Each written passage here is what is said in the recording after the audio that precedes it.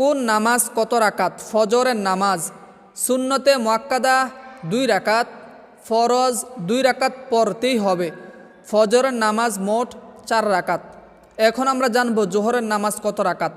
সুন্নতে মুআক্কাদা 4 রাকাত, ফরজ 4 রাকাত, সুন্নতে মুআক্কাদা 2 রাকাত, নফল 2 রাকাত। তবে নফল পড়লে সওয়াব, না পড়লে কোনো গুনাহ নাই। জোহরের সর্বমোট রাকাত সংখ্যা 12 রাকাত। এখন জানব পবিত্র আসরের নামাজ কত রাকাত এবং সুন্নত কত রাকাত, ফরজ কত রাকাত। সুন্নতে জায়েদা হচ্ছে 4 রাকাত, পড়লে সওয়াব, না পড়লে গুনাহ নাই। ফরজ 4 রাকাত পড়তেই হবে। আসরের নামাজ মোট 8 রাকাত।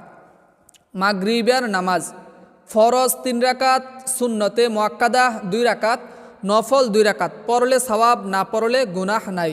মাগরিবের মোট রাকাত সংখ্যা 7 রাকাত। এখন আমরা জানব পবিত্র এশারের নামাজ মোট কত রাকাত। সুন্নতে জায়েদা 4 রাকাত, পড়লে সওয়াব, না পড়লে গুনাহ নাই। ফরজ 4 রাকাত পড়তেই হবে। সুন্নতে মুআক্কাদা 2 রাকাত পড়তে হবে। বিতির 3 রাকাত ওয়াজিব যেটাকে বলা হয়, সেই নামাজ কিন্তু পড়তেই হবে। অনেকে দেখা যায় ভিতরের নামাজ পড়ে না। তারপরে নফল 2 রাকাত, পড়লে সওয়াব, না পড়লে কোনো গুনাহ নাই। মোট 15 রাকাত।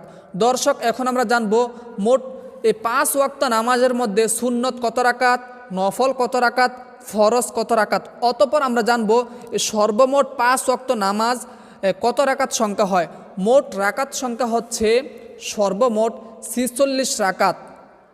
সর্বমোট হচ্ছে 5 ওয়াক্ত নামাজ 46 রাকাত।